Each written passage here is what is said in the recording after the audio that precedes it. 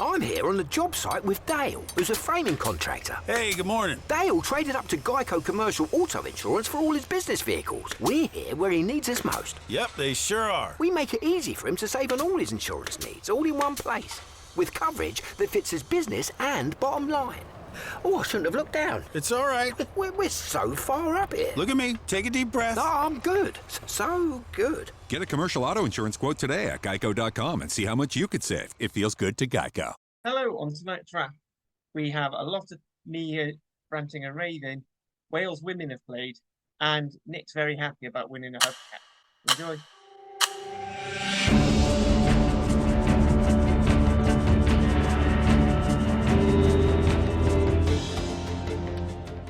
Hello, and welcome to another edition of the Wrap. Once again, I am Harley in the hot seat. I am joined by Daniel Crandon, because he's got his full name up on the Zoom, Nick and Hattie. How are we all doing, folks? Very well, thank you. Good, thanks, Mum, yeah. Yeah, the weekend started well on Friday and got better as the weekend went on. See, in case you think that Nick's the nice guy of the pod, he's saying it was nice because Cardiff got absolutely pantsed. And frankly, that's just upsetting. I would never engage in that behaviour. I definitely would never have I was thinking, I didn't even enter my head about Cardiff's results. I'm thinking on Friday.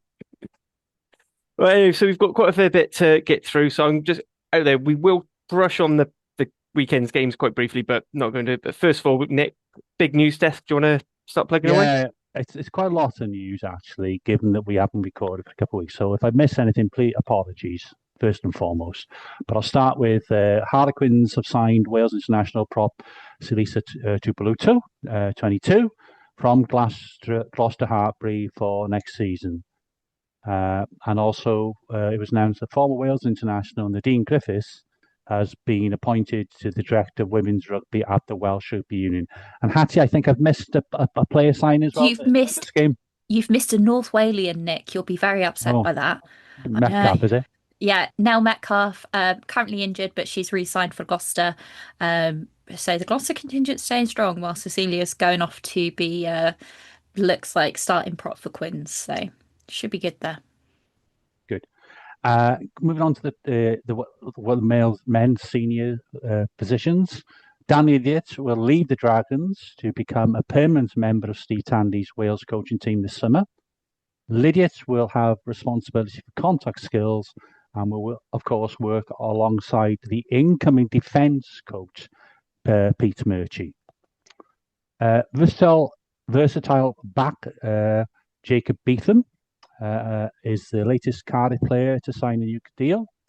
And also Cardiff announced a new signing, Namibian centre Leroux Milan, who is playing for the South African side, the Sharks, signed up to go to the capital city.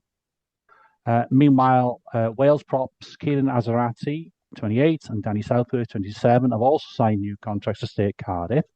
And Cardiff are also bringing some increased reinforcements in the front row, with Scott Seo, who's had a few seasons, 3-4 seasons, maybe at Exeter, who's 34, and of course 74 caps for the Wallabies.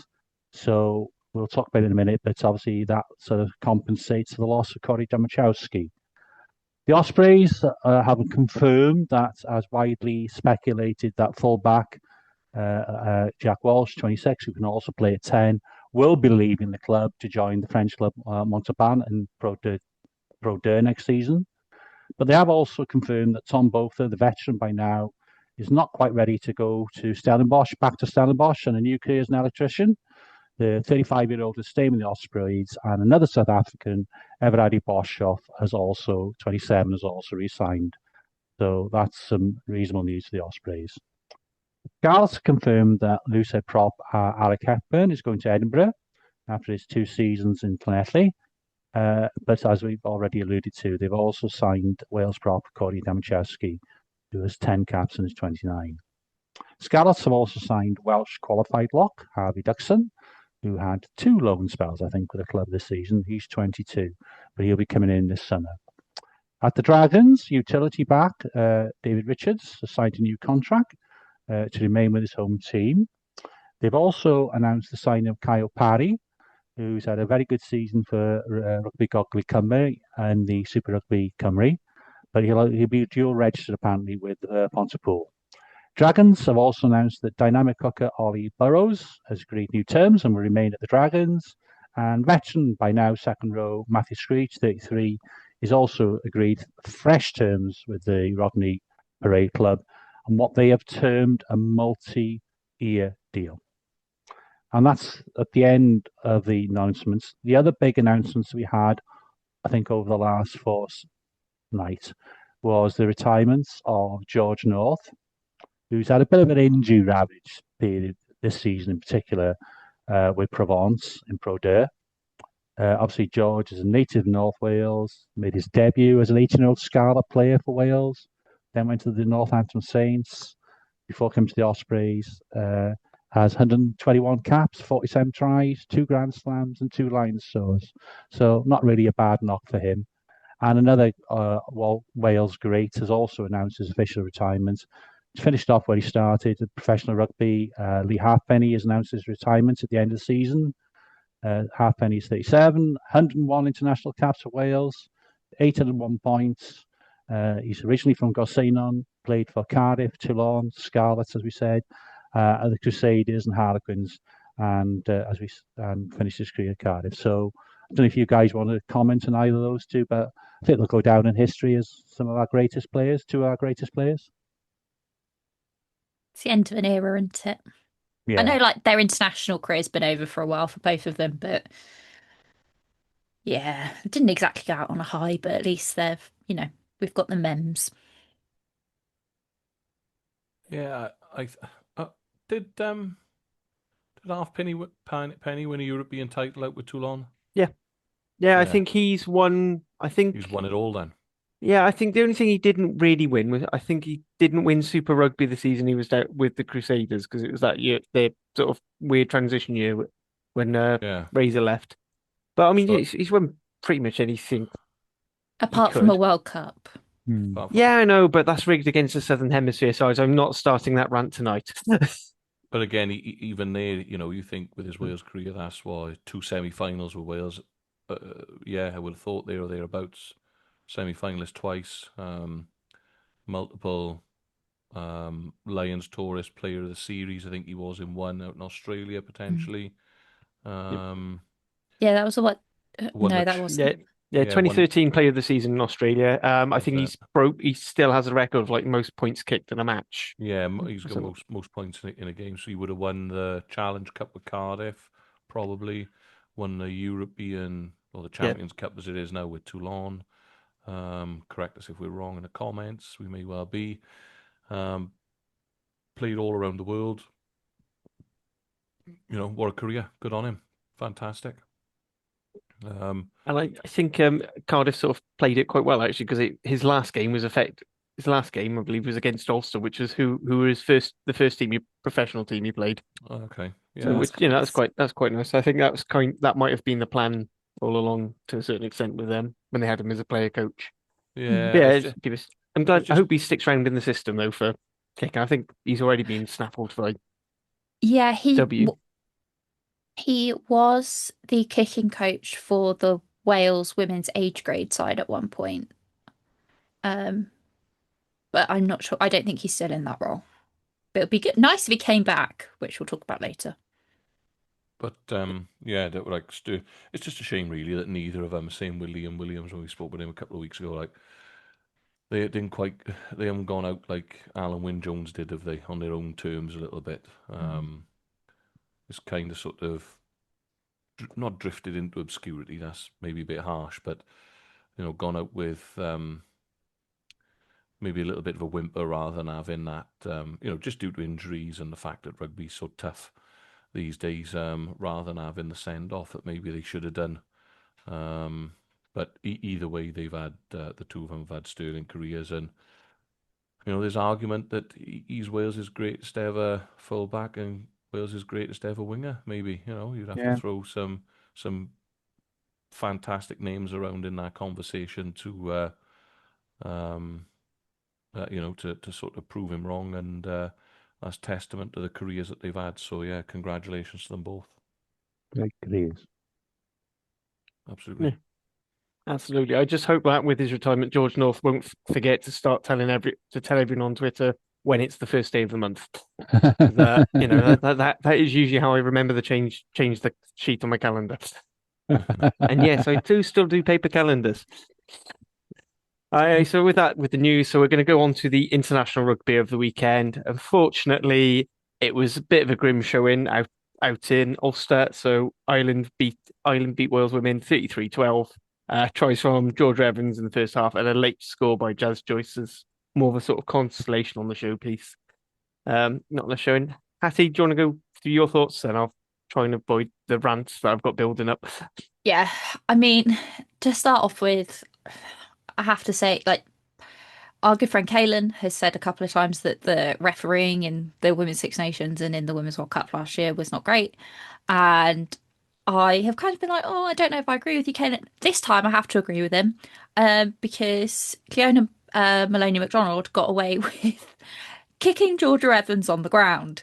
I don't understand how kicking another player gets you just a yellow card and it not even be properly looked at. I don't understand how that's any different from a stamp. There we are. That was pretty frustrating, and I feel like that happened quite early on in the game, and that kind of just summed up the game for me. Um, from that though, we did have a couple of positives. Our line out was pretty decent. I think a couple of people from our bench, people like Macy Davis, played out of their. Mace Davis literally played out of her shirt. She was running around with that top on for about 5 minutes, and still was putting in tackles, getting in rucks. So fair play to her. Otherwise, apart from our defence being pretty decent, our attack was just completely and utterly abysmal. We don't have a full-time permanent attack coach. Ashley Beck, who is head coach for Brecon Thunder, has been the interim, and I kind of hope he doesn't stay as attack coach because it's not going well. There were a couple of times where you could see that Lakey George put in, a pretty decent kick, but the chase on it was absolutely appalling. And her crossfield kicks are something that she's known for and something that really Wales should thrive on, with the wingers that we've got and even the centres that we've got in like Karis Cox and Courtney Keat. They're incredibly fast for centres. And yet the chase was just poor. And like, I don't know how to describe it other than it looked like they didn't want to actually catch the ball. Like they would kind of run for it and the ball would be there and then it would just like it was just incredibly infuriating. I've been a really, really big Lakey George defender, and I do think she plays really, really well for Gloucester Hartpury, and I can see parts of it when she plays for Wales, but I'm stuck in this really awkward position now where I don't really think it's working. I think she's had enough time. I think she's had, a mix of centres. She's had a mix of nines. She's been the constant, and the attack still doesn't work. But then also, I don't think that there's really anybody else. The only two people that I've really thought, hey, maybe that could work is Freya Bell, who is very, very young. She's played a mixture of 10 and 12. She came off the bench at 12, I believe. I would actually really like it if she came off the bench against Italy at 10, just to see her play. I think that would be a better option. If the attack's not working, why are you bringing off a centre that works at a 10 anyway? And then the other one is Jenna De Vera, who really is more of a centre. But when she came on against England, it really, really livened things up. And I think she played really, really well there. But it was just frustrating to watch. And things were not going our way. We just kept getting turned over. Our line, we've got like half the line breaks, half the meters made, half the carries. Our attack just didn't work. It was just incredibly poor. Defense was good, but the attack was poor. Harley? Well, Go sorry. on, I'll let Dan jump in for this No, because I'm mostly ranting. I was just going to add to it. I think the definition of insanity is doing the same thing over and over again and expecting the same and expecting a different result. And I think we're heading down that route now, aren't we? There seems to be low-lying fruit that that could be taken and it's not low-hanging fruit that could be taken as not. I just think it's the same thing every week. every time that I sort of watch it back, and we're not learning from the mistakes. So and I don't know how you change it. How long does it keep going on like this? Because what you're saying about Ashley Beck, but he's not the head coach, is he? Now, Sean Lynn, as the head coach, would be set in the vision, how he wants his team to attack, who he wants where, ideally, the areas that, what the game model looks like in certain areas of the field, what the overall kicking strategy looks like, and then, the assistant coaches underneath that, i.e. the attack coach, Ashley Beck, is in there to put the finer detail around that. But he's only working on what Sean Lynn wants him to do, effectively. Yeah, I do agree with you. The one thing I will say is that I've watched a lot of Breath on Thunder, in which Ashley Beck is the head coach and attack coach, and their attack constantly looks like they've met in a car park 5 minutes before the game. So I feel like a lot of it is on Ashley Beck. So then why'd they hire him? Because he's employed by the union, and I think he was the only one available. So it's just a cheap hire. It's just a cheap hire, yeah. Because Ashley Beck has about 7 different jobs within the WRU. Well, then we reap what we sowed, don't we? Yeah. So that's why. I'm just going to expand on Dan's thing because you bring on like the whole Sean Lynn thing, but for me it's not just that Lakey George trying to rely on her to kick, when we've not put anyone else in there. It's we've gone for 3 centres in the back line because we keep pushing centres out into the wing instead of just trying it. Like, what have we got? We to have do? wingers. Yeah, so put a winger in. We've tried for years to try and make a 5 back row pack work, and it never does.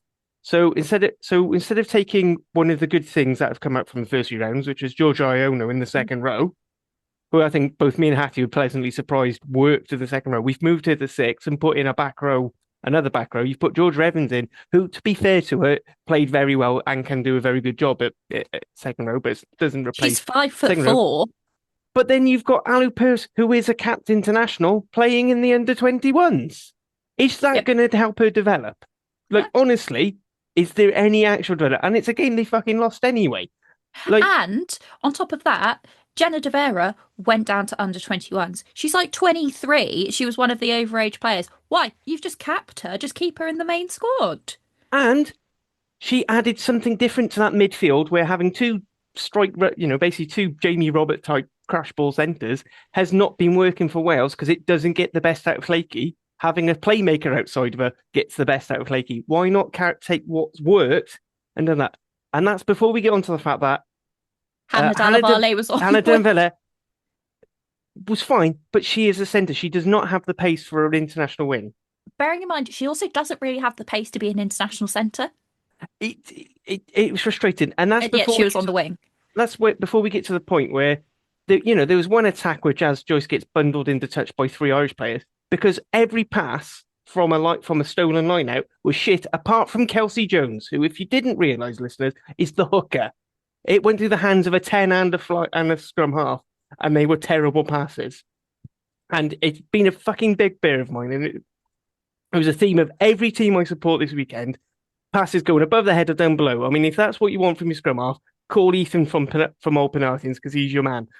But like we can go about refs being shit, but when this players aren't executing skills that they're trained to do, it's really frustrating. Yeah, and I mean the thing is, I'm not blaming any of this on the ref. This is 100% Wales' game to lot. It wouldn't have changed if Cleona had got a red instead of a yellow. The result of the game wouldn't have been changed because at the end of the day, Wales's attack was so abysmal. However, she probably should have had a red card for kicking a player whilst they were on the ground. But yeah, it's just incredibly, incredibly frustrating. And the thing is, we've got young players who are playing incredibly well and outplay their much more senior counterparts who have more experience.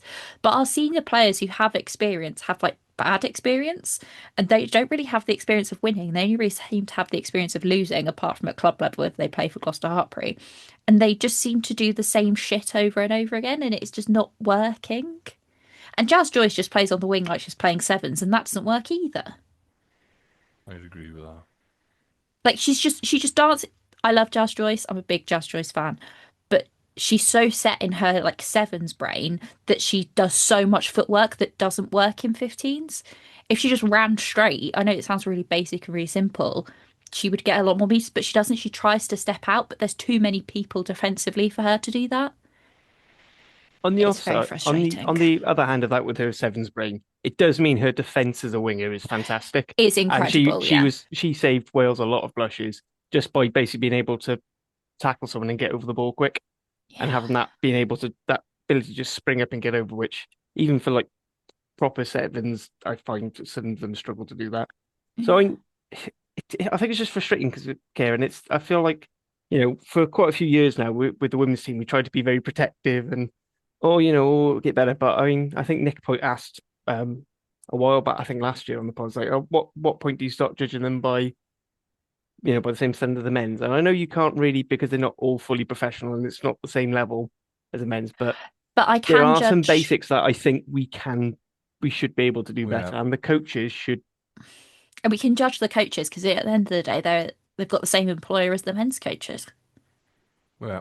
And the way I see it is that what you're looking for is progression, right? And if you go in, um, you take the men's team as an example. We've gone over the last, was it 7 games or 8 games maybe?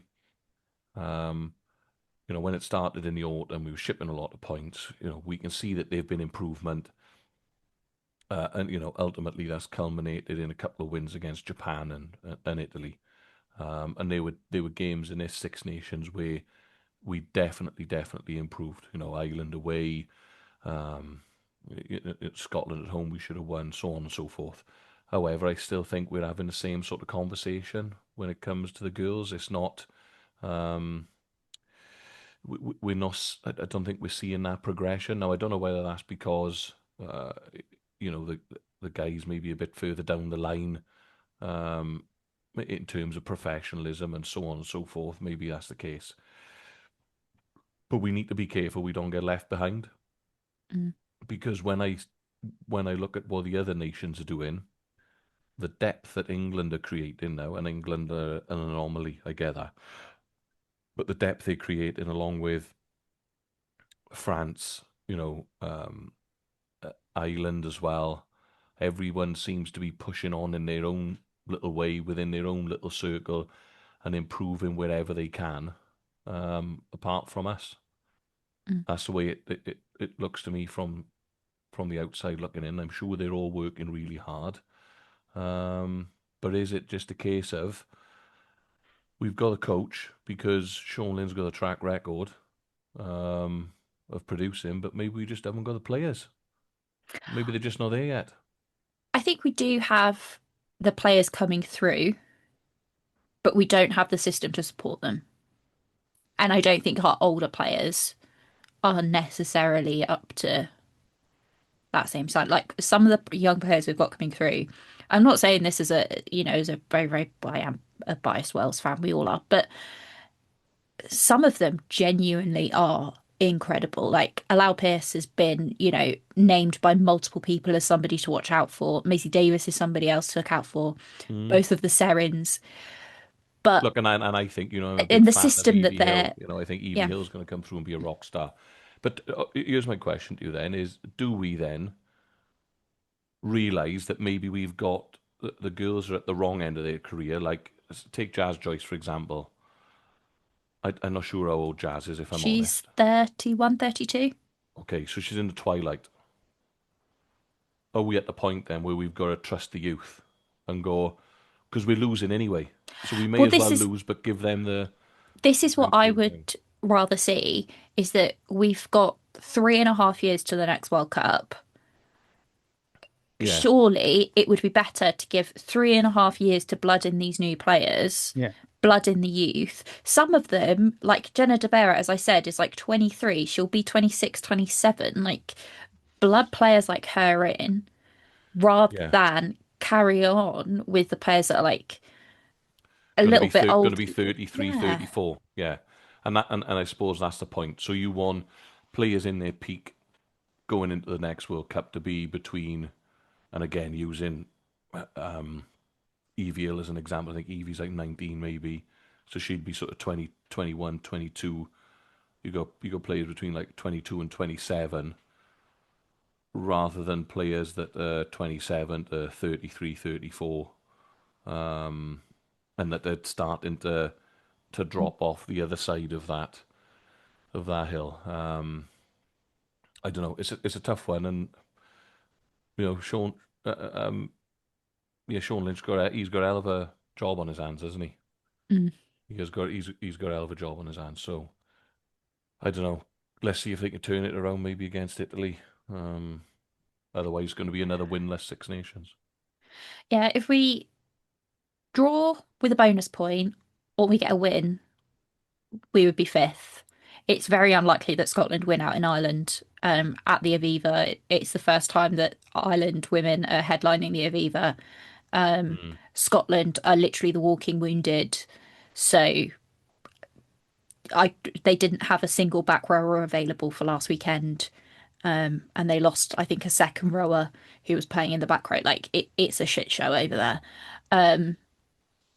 So I'm not expecting Scotland to do anything. They've got a worse points difference than us. Obviously, if we lose, we're lost. It's just frustrating.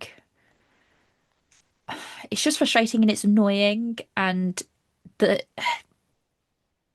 I feel like Italy can tear us apart because of their backs, but also Italy can completely fall to pieces. I don't know. It just depends on what Italy decide to do on the day. Look, I think the overall problem is, with the feeling is we're hoping that they have an off day, They that we perform, above our station, and so therefore the reality is out of the six teams that are currently in the Women's Six Nations, we're bottom of the book on that. In reality, and look, when you look in the mirror and everyone assesses where we are, that's the reality of it. You can't hide that fact.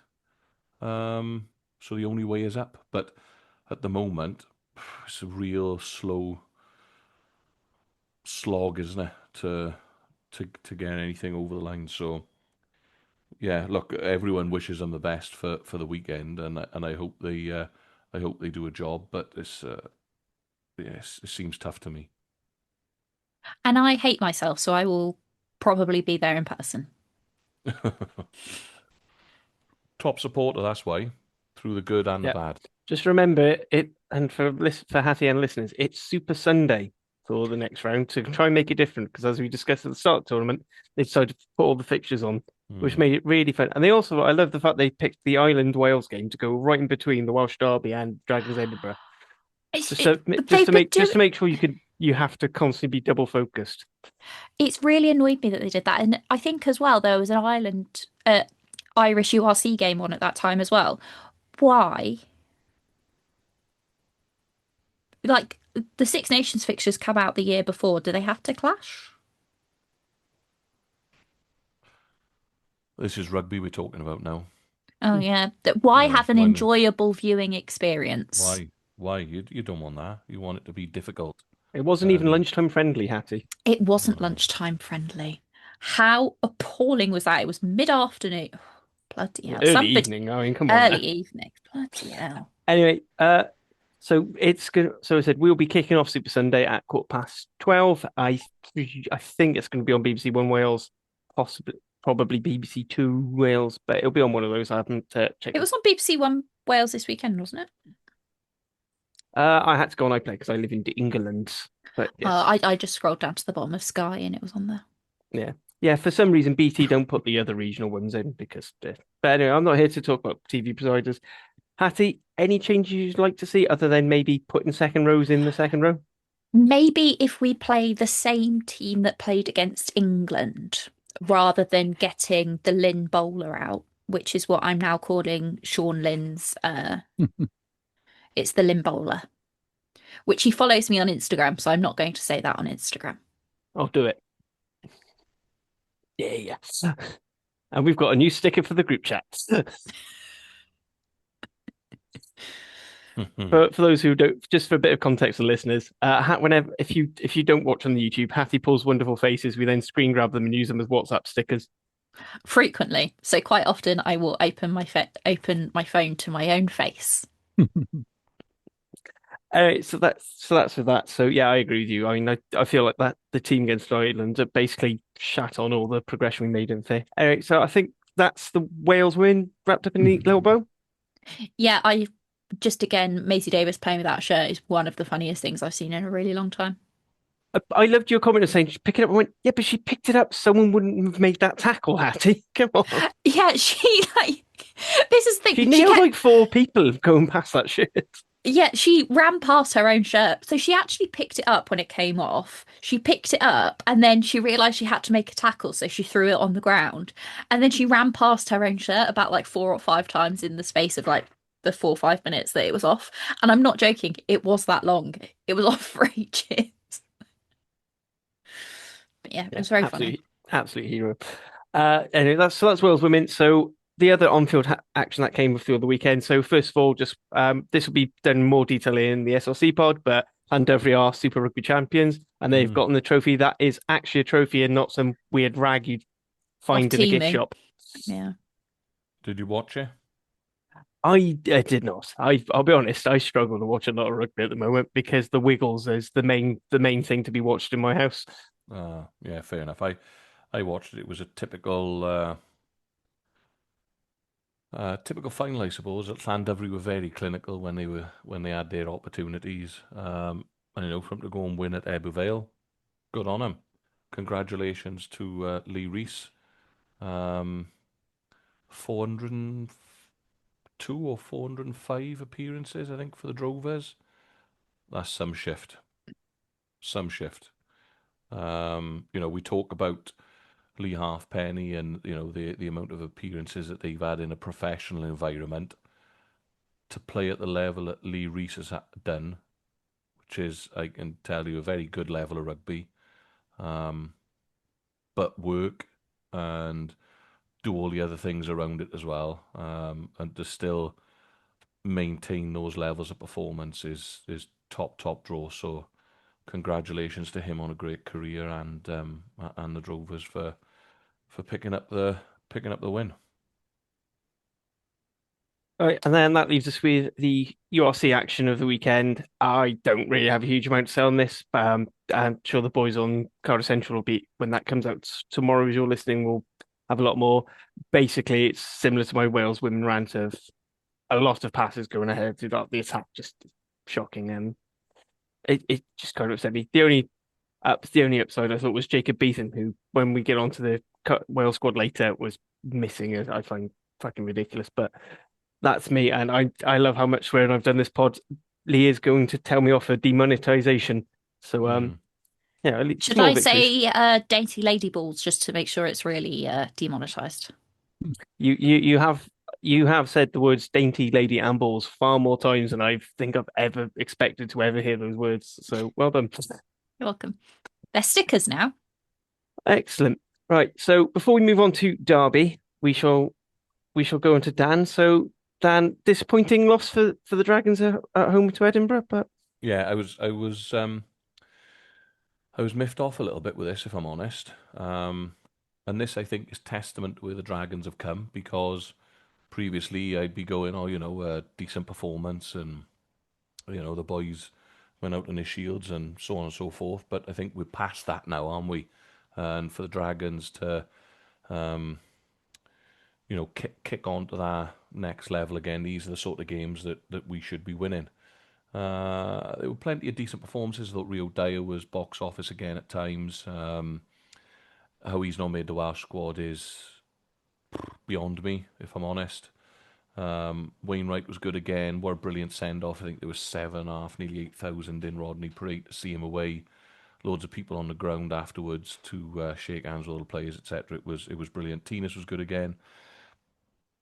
An Iron Owen for me is another one, I think, that, and this is not knocking Ben Thomas, but if Ben Thomas is good enough to be in the squad, so is an Iron Owen. I know O'Brien's missed out again. He's the informed Welsh fullback. So I don't know why you'd leave him out of the squad and why we haven't taken one of the hookers. Anyway, maybe we'll have a chat about that in a bit. But my big bugbear from the weekend is this. The Dragons had 10-22 entries on the weekend. And quite frankly, couldn't score in a brothel. That's how bad they were when we got that close line. How can you not get over when they're down to 14 and you're camped on the you're camped on their try line on the 5 metre line. We're banging the door, banging the door, banging the door, and there's those errors in it now. I've listened to the boys on the Dragons layer, and they're right. Some of the lads did look out like they're out on their feet. I know there's a lot of boys having pain-killing injections and so on and so forth to play, but I think in a weird way, it's testament to the way that we've improved this season. That I'm disappointed we've lost this fixture because we did more than enough to win the game. 10-22 entries to come away with 2 scores isn't enough for me. We've had we've had more territory, we've had more possession in the game, just about. We've scrum was solid, 100% scrum win. We had 120 ball carries for 286 metres, which was 3 metres more than Edinburgh, but albeit they had more line breaks than us. We just did more than enough to win the rugby match. We even had territory in the right areas to win the rugby match. We just couldn't get over. One held up over the line, then there was one disallowed for someone being dragged, one of the boys dragging someone else out of the way from where he was attempting to get back into an onside position. It's a little bit of a brain fart and a bit of a coach killer, really, because pressure turns into penalties turns into points when you're in the red zone, and I just think that's one to score away from the Dragons, and then Van der Merwe score for them to take it out of reach. Was a bit like under 11s rugby, wasn't it, really, where I think we dropped off 3 or 4 tackles, and he sort of dots it down in the corner. So, I know we want to keep it brief because we got a number of things to discuss today, but we did more than enough to win the game, and I'm disappointed that we didn't, and we shot ourselves in the foot, quite frankly.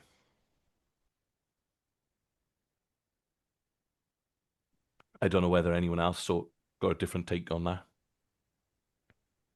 No, I think you've aired your grievances quite well there. So we'll move on to the derby. So we'll let Nick talk first as both the home team and the eventual victor. Okay. Ultimately, a win, and even for some very bitter one-eyed Turks moaning, I think hopefully there'll be 1 or 2 of them eating some humble pie. But there, I had some chicken pie for tea. It was very nice. Hopefully they'll enjoy their humble pie. It was a funny game. I suppose, another league double over the super sexy Scarlets, not to be sniffed at. But it was a funny game. The Ospreys dominated them at scrum time and had them on roller skates at times. But then they'd win the penalty, kick it to touch, and lose the subsequent line-out. And in seriousness, fair play to the Scarlets. They had done a job in the week, as a lot of teams are at the moment are doing against us. And they read our line-out calls. Douglas got up well. And as a result, we couldn't get a platform at all to build on. So we scored a lovely try from Dan Edwards. Fair play to Douglas, who had a good game, I thought, for the Scarlets. Got a try back. Another Dan Edwards try put us well in front as it's coming up to the first half. And, I speak as from somebody who supports a team who has got poor discipline, but I think thankfully the Scarlets' discipline is even worse. So it gave us a numeric advantage. But sort of the missed kick to touch from Dan just before scrum, half time, summed up the half. Really, it wasn't a great standard. It was an edgy game, but it wasn't a great standard. And fair play to the Scarlets. They came back well in the beginning of the second half, exerted some pressure. I do joke about the super sexy Scarlets, but they actually are a team that kick an awful lot. And it's a legitimate tactic. So there's no bitterness for me in that. You stick to your great game plan. And I think it's fair enough. They scored a good try from Plumtree. And then the third Scarlet try came from another cock up in our line out, an overthrow, and Blair Murray went in the corner. So the Scarlets actually had the lead for a while in the game, but our sort of scrum dominance put us back in the game in the last sort of quarter. Our line out improved, so we got a lot more possession, and it was quite obviously it was a close game now, so it was close and edgy, and you know. And it was then, wasn't it, surely scripted for Wales's best current rugby player to grab the lead back for the Ospreys. And it would be a very mean-spirited person to begrudge Jack Morgan in his final home game that. I'm sure not a winning try for the Scarlet, but surely, he's been a super operator for the Ospreys and for Wales. And we wish him all the best. So we converted the try, and Danny Edwards had the final say, kicking a penalty to give us a 7-point win, and he celebrated that in style in front of the capacity crowd. So, yeah, it allowed the fans, the team, and the staff, and it's been a difficult year for all teams. But I think everybody would have to agree it's probably more difficult for the Ospreys given what's gone on. So to come away once again with a super duper Welsh Hub Shield, and to demonstrate the Ospreys are the best team in West Wales as the league position, not just this year, and Welsh Shield win shows, was something to celebrate after what, as I said, has been a very difficult season. So, yeah, it wasn't a great standard, and fair play to the Scarlets, they made a game of it. But, yeah, overall, I think the Ospreys can be very happy with their performances over the season, given the circumstances. It was a bit of a shit show from us, really. I mean, I think we can talk about, the scrum and this and that, and they're all problems, but 4 penalties to 19, like 19, like, it gets to a point where there are so many penalties that you do start, like, it was blowing my mind how many we had. And it does not make you question them, but it does in a way. Like, you are starting to go like, well, why are we getting penalised at this point? Why are we continuing to do this thing which is upsetting the referee that they're penalising us for it? We have 1 yellow, two yellows, which if you think we've got 19 penalties but only 2 yellows, to me that doesn't necessarily it was just a bit weird to me. It was a really, really strange game overall. I think, Nick, you can agree with that from all sides. It was just a bit weird. But we had 2 backs on the bench that we didn't use. We seem to be using our bench as more injury cover than tactical substitutions at the moment, which is incredibly frustrating. Like, yes, I know Carwyn Leggett-Jones is 12 years old and he's still in school, but why is he named on the bench if he's not going to get used? We really could have used him just to change up the pace and change the game a little bit. We've got Joe Hawkins at 10, who he's not a 10, and sometimes you could really see that in that game. It was just very, very frustrating. And as we go into next week, I'm just ready for this season to be over. Yeah, just a little bit about the penalties. 9 of those penalties were given away at scrum time by the Scarlets, which showed the dominance by the Ospreys in that facet of the game. And you can listen to Saucepans and Sidesteps, which is recording tonight, where I'm sure Mark will be telling everyone he will have how every some single opinions. one of them is wrong. The thing is, even if it's 9 penalties at scrum time, where did the other 10, 10 is still quite a lot of bet. Like, the pens were just mad to me. What you have in that scenario is, if you're having a bollocking at scrum time, you can't get a foothold in the game anyway. Penalties gives away territory, and then if you're ill-disciplined around that as well, then again, you're shooting yourself in the foot. It's absolutely crazy at times, isn't it? Whereby, and if you know you're struggling at scrum time, then you've got to be extra squeaky clean around the park to make sure that penalty count doesn't creep up. And you are not going to win a game of rugby conceding 19 penalties, no matter where they come from. So yeah, to come within 7 actually, it shows that Scarlets had a good go considering the amount of territory that you would have given up due to those penalties conceded. Yeah, I agree with you. It's just a frustrating game. It's frustrating to watch as a fan because you're like, well, why have two people been left on the bench? Why is the discipline continuing? But if, 19, you do question it because it is just an odd number. But you would have assumed we were going out like causing absolute mayhem, but I don't think we were. I mean, Team Plumtree stayed on the pitch, so I mean, it couldn't It be can't have been bad. that bad. I think, as we've said, Tame Plumtree is a good player, and he showed that on Saturday. When he reins himself in a little bit, he's a very good player. I also do wonder, and it'll be interesting to see what happens next season. But obviously, Fletcher Anderson has been captain for the last little while, whilst Josh's been out injured. And it was Josh's first game back, first game back as captain. So it will be interesting to see what happens next season, whether Josh retains it or whether there's a co-captain situation or whether Fletcher Anderson keeps it, because I actually think, maybe as captaincy, surely that should have been, having conversations with the ref, speaking to the ref. Would Fletcher Anderson have been a better option in that case? I don't know. So it'd be interesting to see what happens there. And just an aside, and just so that Dan loves Fletcher Anderson even more, I spoke to him after the game, and he is a really nice man. Really Doesn't good. like being called Fletch, though. Doesn't he not? Well, I didn't call him that, but I congratulated him on his performance. And he's a genuine, really nice guy. So, Dan, you're safe with your man crush. Top player, and again, top of the carry stats for the game, 13 carries. And he only played 59 minutes. Amazing. And 10 tackles as well in an hour. And he's not huge either. He's not, Yeah, but Nick, aren't you very tall? Yeah, but, I'm talking even physique-wise. Yeah. It's his footwork that gets him forward. Like Wainwright.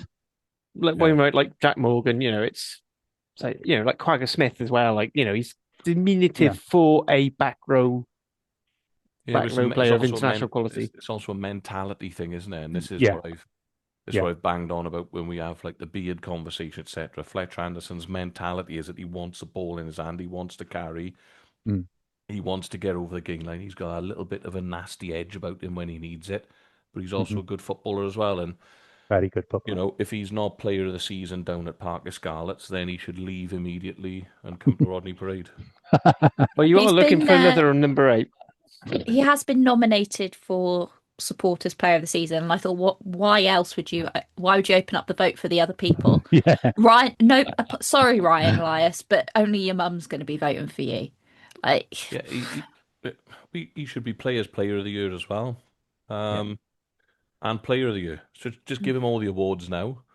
Breakthrough player of the year, signings of the season, clubman of the year. Yeah, name a stand after him, and move on. He's an Ethylene Carmarthen. Yeah, exactly that. So name it. You can get seats now in the Fletcher Anderson stand. I think that's the least he deserves. No, he's a good man. Right. Well, I think that's the weekend over and done with. So we'll move on to the new Wales squad. But before that, if you are enjoying, whichever one you want to use, if you really hate English the way I do, please do like, subscribe. Tell me how much of an idiot I sound in the YouTube comments below. I'd love to see some of these pithy replies.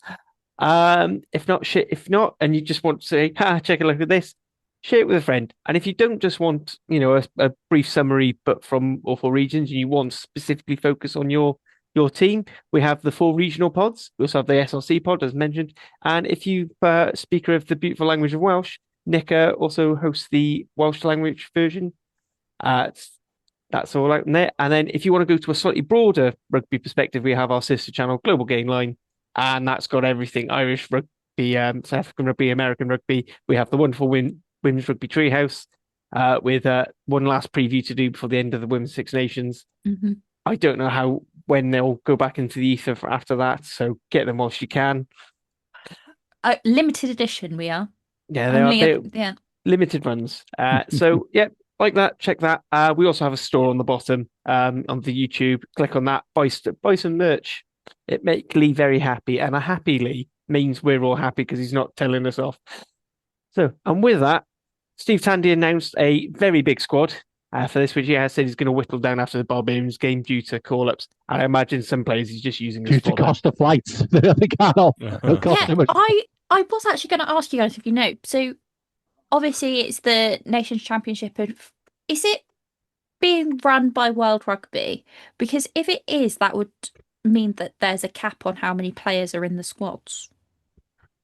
So I've no idea. I imagine it's just everyone runs what they are. So I know England, they have already said that they're going to have a second squad just for the Fiji game, whilst the other team go between Argentina and South Africa.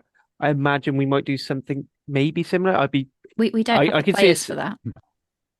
we I can think maybe always for the find we can Barret- always find Dragons players for fodder. It's it seems to be the only way they get into squads, whether that's right or wrong. I'm leaning towards the latter on that. So open it. So for me, big headlines are and the uncapped players coming up. So you've got Reece Barrett coming up from Cardiff after a very good season. Ben Warren from the Ospreys. Ryan Woodman these are all forwards, believe it or not. Ryan Woodman and Harry Keddy, who I can't believe didn't pick up like a random cap somewhere, like when we were like during a Lions year playing Fiji or something. But that's that. Also, Kane James from Exeter, and then in the backs we've got Bryn Bradley, who I believe still at Carl Quins. Uh, so they're the new blood in. We've got people returning from injury. Lots of people who are injured in this squad. I'm going to let other people jump in, because I'm pretty sure I saw Mason Grady's thumb bone a week or two ago. So can't He wait to doesn't see how need he's that. fit. No, No.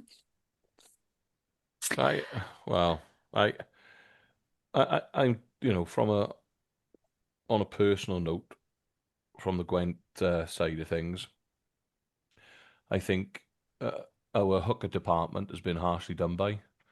Brody Coughlin and Elliot Deet to name but two. For the love of me, as I've already mentioned, I can't work out what Rio has to do now to get back into the squad. And, we struggle for out and out fullbacks. And surely O'Brien's the form fullback in Wales, isn't he? Now, they mention like they mention like the age profile and stuff like that, but then hasn't someone been called up who's 31? I can't remember who it was. Someone's been called up for the first time, and they're in their 30s. So I don't know. it's Harrison Keddy. Harrison, yeah. No, it is Harrison Keddy. Yeah, and I know it's different being a maybe being a forward because it's your pace and all that sort of thing. But surely the same thing applies to Harrison there. And I'm thrilled to bits at Harrison's going. It's been a long time coming. Same for Ryan Woodman, etc. But I think a couple of the boys have been harshly done by, especially when how much rugby Teddy Williams played this season. None. So what why Could be wrong, but is I he mean, he's back? played 3 games and dislocated his foot. But before that, he was playing very well and he did very well out in Japan. Oh no! Again, I'm not saying that he's not a good player. He is, and but why how many games has he played since he's back from injury? Is he back from injury? he's not. No, he's not yet. So what have we named him in the squad for? I mean, as I said, Thomas Williams fucked his shoulder on the weekend. Sam Costello's injured. Always. Ellis Mee is injured. Is Dewi Lake back from his injury yet? No. No, so he's injured. Great.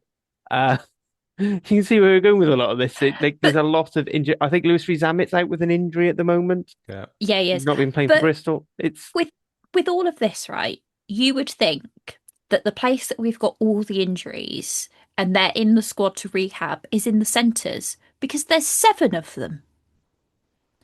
Why do we have 7 centres? because I think they're looking at them as power wingers, right? Because the thing is, right, it's going to be Joe Hawkins at 12 because I think they've moved on from Ben Thomas, and Ben Thomas is I'm just sorry. there to. This is nuts now. What if we're gonna go again? We've selected 12 from Scarlets, and Cardiff. Okay, and I'm not saying they're not good players, but is a 9-0 win not been as good as both of those boys this season? He can truck it up. He can ball play. He's great defensively. He's a turnover machine in midfield. Jared Evans is playing a bit part for a Harlequin side that, quite frankly, have been absolute shock. Have been shocking this season. Mm-hmm. They.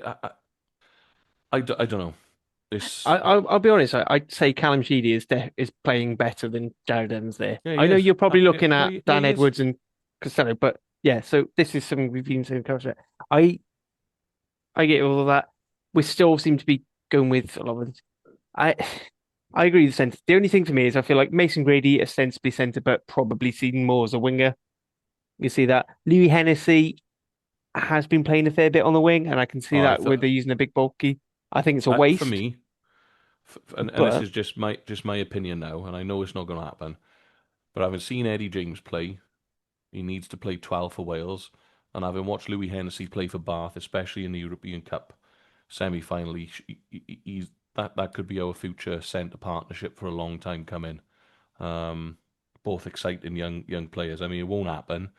We'll try and shoehorn Hawkins or Thomas into 12 to try and give us, that quote unquote like ball playing ability. But I don't know. But then I I just feel don't understand. underwhelmed by it all. We just don't seem to be picking the best. But like, why is Plumtree in the squad again? I will defend Plumtree. Yes, he is naughty, but he is very good. Well, He just doesn't use his brain sometimes. It's a bit hard for him. there's the problem. But Bless again, him. what I say earlier, the definition of insanity is doing the same thing over and over again, expecting a different result. So we're going to pick Plumtree now, knowing the fact that at some point he's going to get himself in the shit when he's playing. For me, it's a simple. There are other back rowers out there who are just as good as him, offered just as much as him that may not have been picked in the squad. And you go, well, look, you can come back in when your discipline's better. We want you in the squad, but your discipline, you have to improve your discipline. I don't know, beggars belief to me on some of this, but what do I know? It's not like you're a head coach anywhere, Dan, are you? Well, look, I am excited about the Kane James coming into the squad. I think that's a good move for us. I'd get him capped as quickly as possible, personally. I said in the group chat earlier on, didn't I? I wonder whether it's the Easterby effect on young Mr. James there. But yeah, good. Congratulations to him. Good luck. Brim Bradley, I'm pleased, has come into the squad as well. So yeah, I don't know. Maybe because I'm the old man of the group, I don't get too het up about squads. It's ultimately we've all got our opinions about players from our own team or other teams, but it's not going to make much difference what we say. Obviously, it's good for the debate, of course it is, and it's nice to have that conversation. But the only ones that matter, the ones who coach Wales, and they've got their opinions, and they make judgments about players. And I can argue the case for player A from the Ospreys, player B from the Ospreys, but in the end, it's not going to make a huge amount of difference. The coaches have made a call, rightly or wrongly, and that's where we can call them out.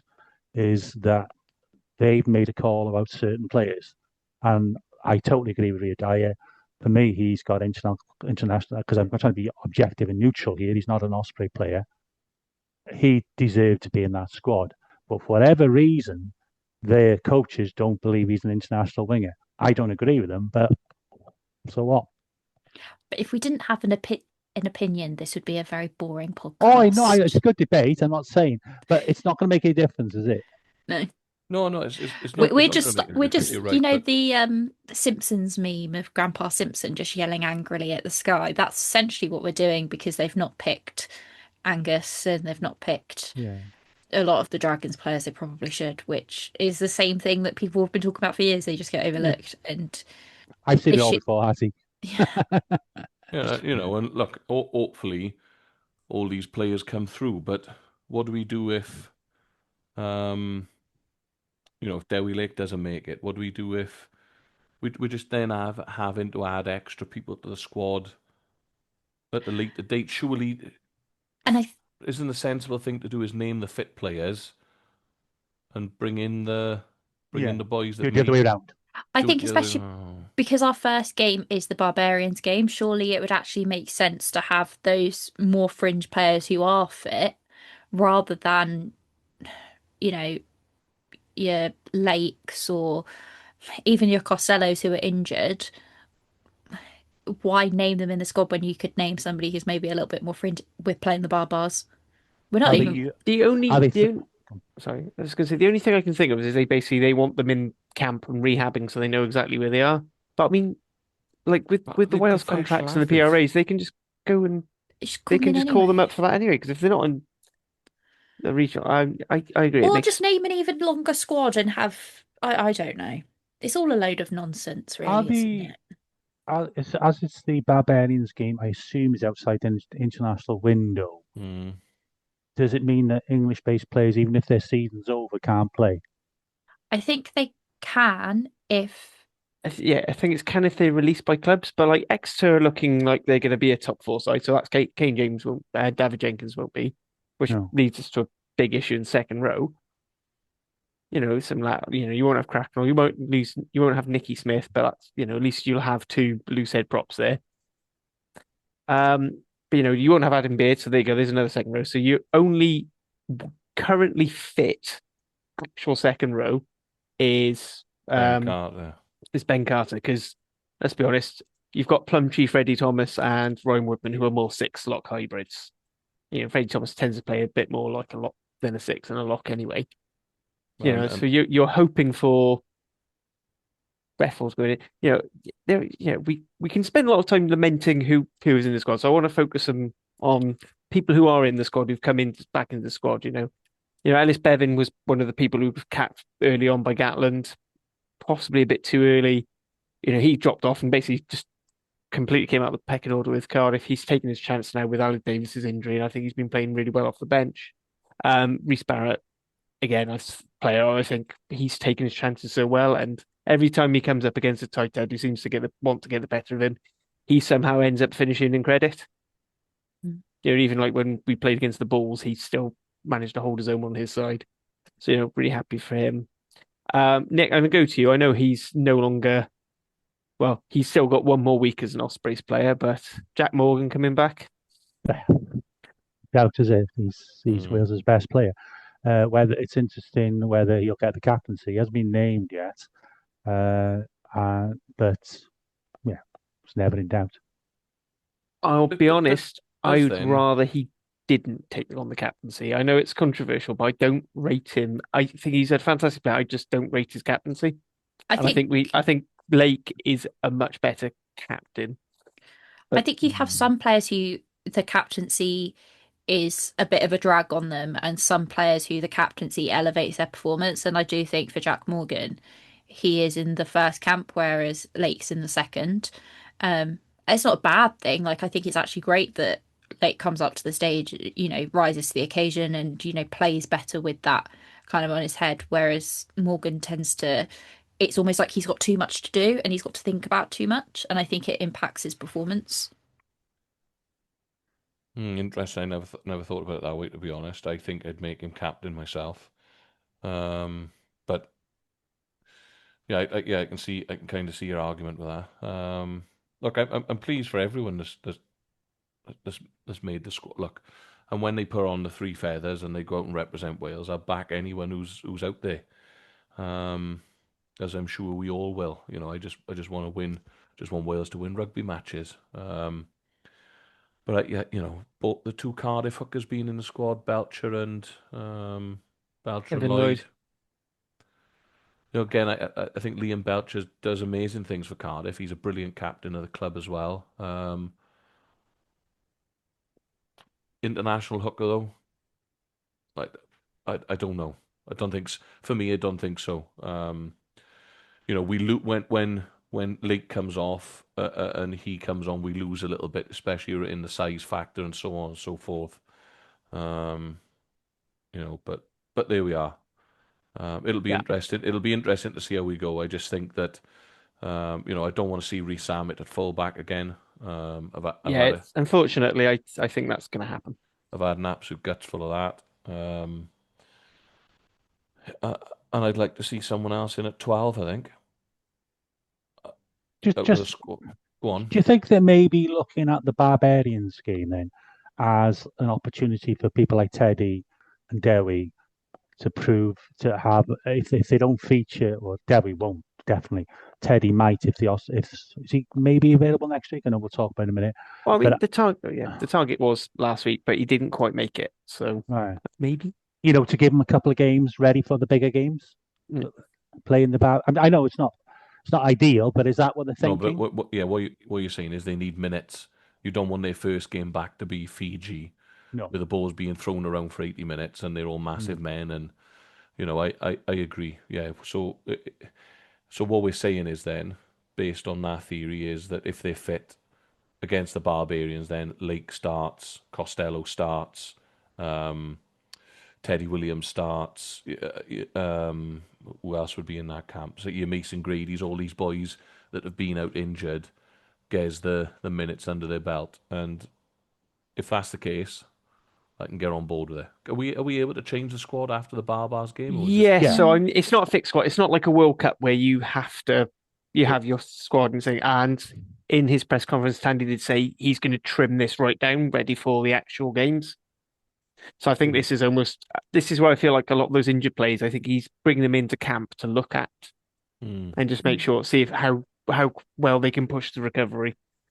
Which I think for some players, it's not like, for example, like Mason Grady, he's gone into that typical thing of like very much like his brother actually, where he has a few games, gets an injury, spends a load of time rehab, comes back with an injury, and then it's almost like he's pushed in too soon and probably could have done with a few weeks. I mean, I know that his latest one was a freak thing with the bone sticking out, because grass pitches are dangerous, Hattie. It's the Barbars game. Because I'm looking at it now, think it'd be nice to see Bryn Bradley have a game, and so on and so. Well, they're not capped anymore, so it doesn't. No, Ryan Woodman, etc. But it's still the Barbars game is one of those fixtures, mind, whereby if you lose, although it's not like technically an important fixture, if you lose, it becomes an important fixture, I think. Because in the press then and everything leading up to the following week, you're coming off the back of a loss. That's why England stopped playing it. Yeah. They had one really humiliating loss with a load of players who Eddie Jones didn't rate. Yeah, and you got to be careful doing it. Now, don't get me wrong. If it's like your Woodmans and your Teddy Williamses, etc., people coming back from injury need game time, then that's an asterisk above it. But ideally, you want to be, because the other way to look at it is you go, or do we go into the Barbars game with roughly the 23 that we think is going to play the following week, so they have a hit out beforehand? Yeah. And then if they go and win by 30 odd or 40 odd, and it's a good game, but we win, then we're in a good place leading into the Fiji fixture, because the Barbars actually are probably quite a good fixture to play before Fiji, because in a weird way, it's going to be similar.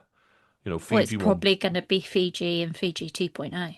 Yeah, because Fiji and the Barbars are going to want to throw the ball around and trick plays and keep ball in play and so on and so forth, and Fiji will do exactly the same, irrespective of who's playing. So it's a tough one for the coaching staff, I think, to make they got to make sure that they get the calls right on this one, because what are our summer fixtures? Fiji, then we go out to Argentina, then back to South Africa. Okay, so Fiji then, it becomes a big game, doesn't it? Because we play Fiji in Cardiff. Cardiff. But I think there's going to be a load of travelling support from the Wales fans to that Fiji game. Yeah. I'm going to go to Leckwith.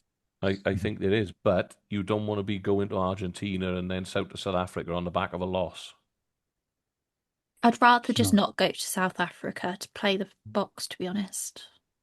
Can we go to like anything less than Denmark anything less than 50 is a bonus. Can we play Devonport Services instead?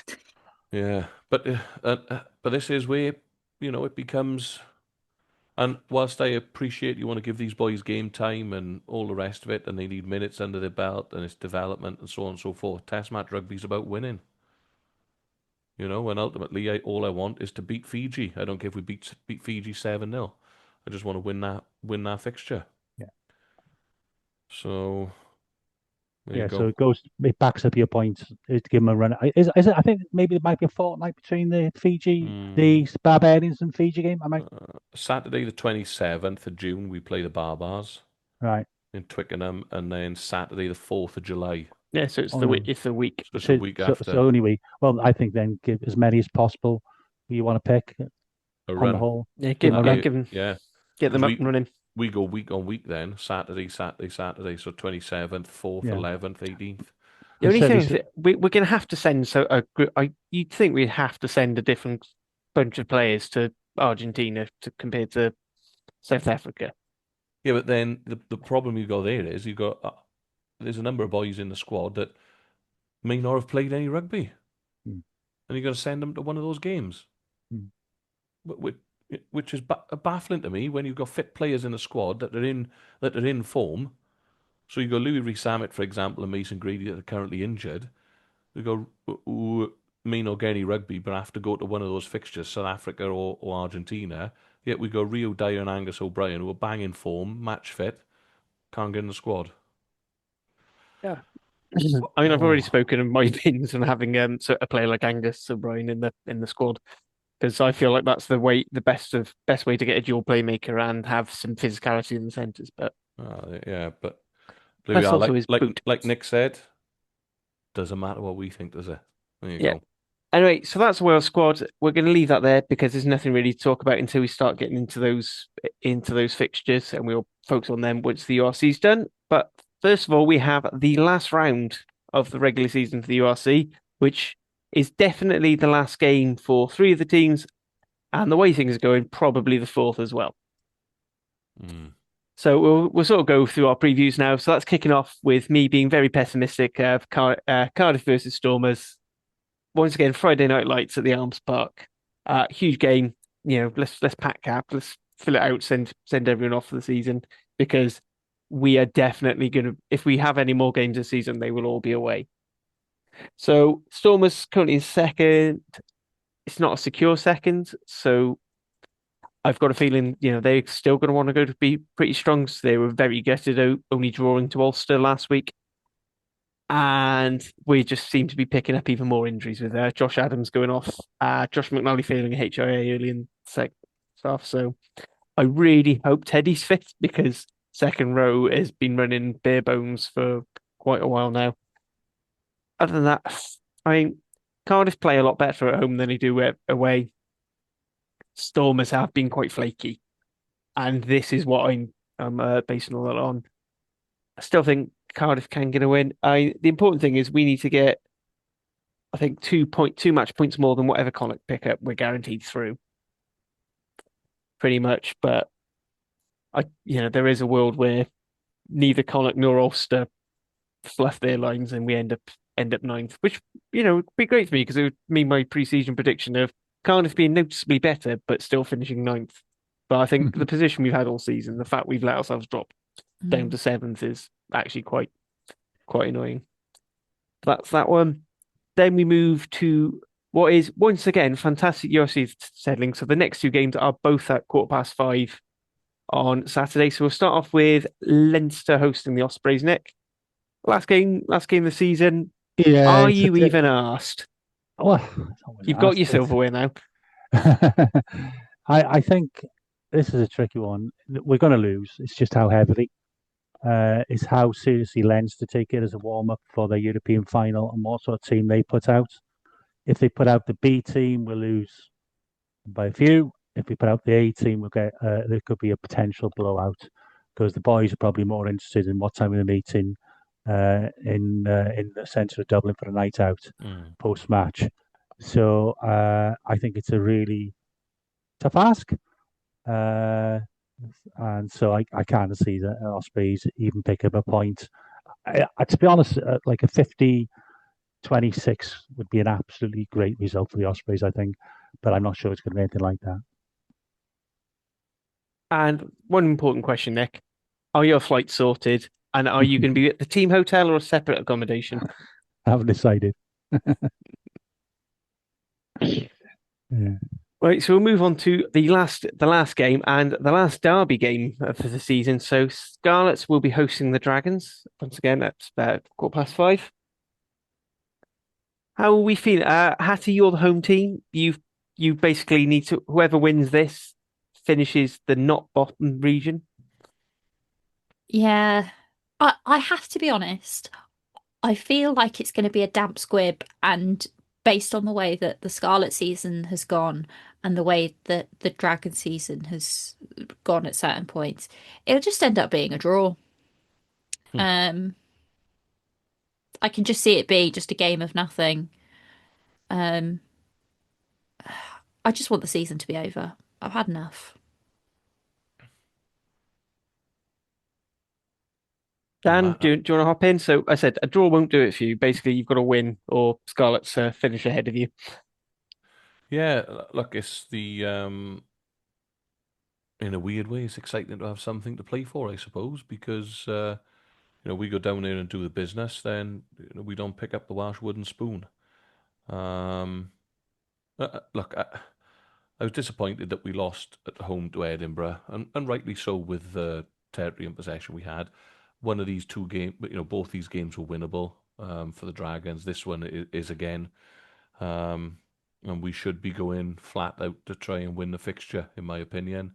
We've got absolutely nothing to lose if we beat the Scarlets and finish above them in the table. Then it's the Dragons have had an improved season already. There's no doubt about that. So it's a tick in the box for the boys already. But if we can go down and beat the Scarlets, then it's the first time we beat them twice in a while, I would have thought.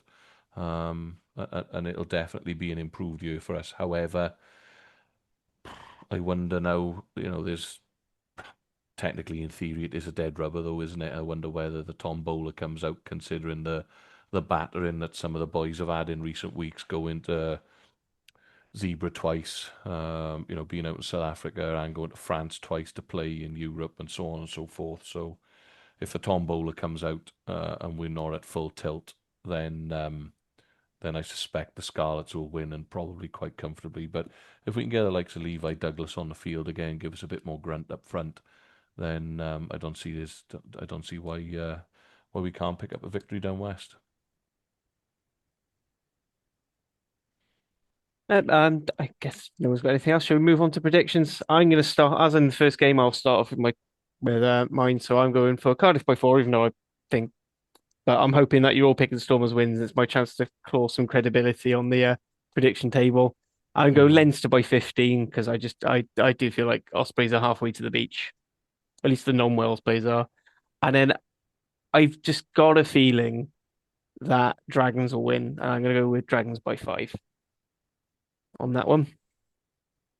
Nick, as the Ospreys are the next team on the list, I'll let you go next on yours. Right, Harley, hang on a second now. Oh, hang on, sorry, no, because it is close between you and Dan. Right, I need to know the permutations here before Nick makes it's too close to call for you two. Me and Hattie are back. Basically, me and Hattie are Dragons and Scarlets fighting, two bold men fighting over a comb. Mm-hmm. Nick, Dan, you are Stormers and Glasgow jostling for that top spot. Okay. Right. It's that close, is it? It's Dan Yeah, going it is first, 1 point in it. Me and Hattie are level on 127. Wow. Nick is slightly ahead on 146, and you're on 145. Right. Well, I think Nick should go first. How about this, Nick? If you give me your prediction for Leinster versus Ospreys. Yeah. Well, I was going to go 15, so I'll go 16 because you said 15. All right. I mean, you're not winning anything, right? Now, Nick, Dan, I'm going to be really awkward now. Can you do your prediction for Scarlet's Dragons? Oh, I'm nervous.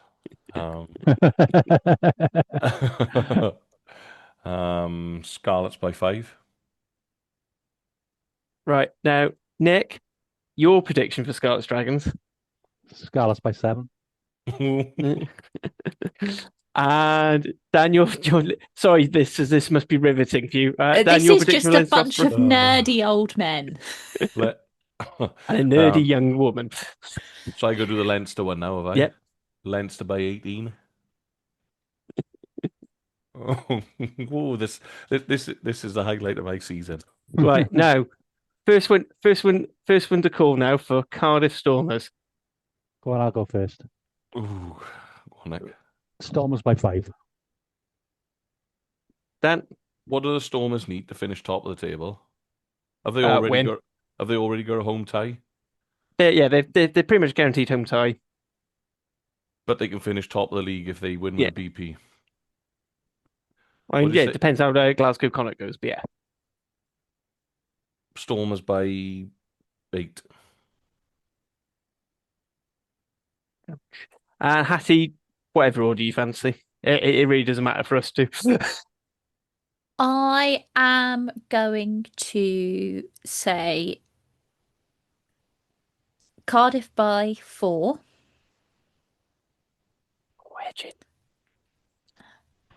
I'm going to say Leinster by 13. And I'm going to say that Scarlet's Dragons is a draw. Cool, but you do know the rule for draws, right? I know. It's either 8 points or no points. I know. Which, to be fair, for Dragons is statistically a good bet. Yeah, this is it. Statistically, I think it could be a draw. It could be. I was leaning towards that, but this top of the table clash between me and Nick has thrown me all out of sorts. And Harley, can you guarantee a pennant for the winner? Like Cardiff I RFC, will find the cheapest bit of card stock I can find, and I'll write WRRAP Prediction League winner, and I'll try and spell at least WRRAP correctly. Yeah. Yeah. Well, I'm not going to be. Pressure's on. We won't sleep this week, Dan. We won't sleep this weekend, Nick. I tell you, the stress of this is. No. I have to say, I'm actually very glad that after my third season of doing WRRAP and the Prediction League, I finally just yielded my crown now, and I can let other people do it. No offense to the other people, but how shit were they when Harley was winning? Well, we had was it the Carwin, the original Ospreys guy, would pick Ospreys by 28 for every week. Every week. Jamie would always pick Dragons to lose by a lot and would still underestimate it. And Lee would just pick Dragons by 1 every week. It very really worked. It wasn't as scientific and as thought out as this, I can guarantee you now. So, here you go. Well, Nick, may the best man win. Yeah, all the best. All the best, yeah. All right, so just before we leave, just so you all remember, Cardiff Stormers, that's at 7:45 on Friday. That will be on S4C and Premier Sports. Leinster Ospreys is only on Premier Sports at 5:15 on Saturday. And then the Scarlet Dragons Derby will be on S4C and Premier Sports as well. And you never know, maybe Scrum 5 might pick up something. And as well on Saturday, don't forget Wales women on their final game on Sunday. That's it, Sunday. I've already screwed myself over that Sunday. That'll be at 12:15. So, either enjoying whilst eating the lunch or if you're having a late dinner. I know. Do you know what? It's not a lunch-friendly fixture unless you buy something from the chip van. No, I'm not going to be here next week, so enjoy your week. I'm actually going to be in Treviso next week with my under-11s. We're going to play in a festival out at Bennett and Treviso itself, so we're very much looking forward to that. Well, Dan, if you win, I will send you a little GIF or something, and you can zoom in on your phone to sort of do your award speech. Yeah, so Saturday night could be a big night for me in the centre of Treviso if I'm victorious. Or if I'm not and I'm drowning in my sorrows, it could be exactly the same. You never know. Yeah, enjoy some Aperol Spritz for us, mate. I'll try my hardest. And with that, thank you, Hattie. Thank you, Nick. Thank you, Dan. And thank you all for listening. Nostar. Nostar.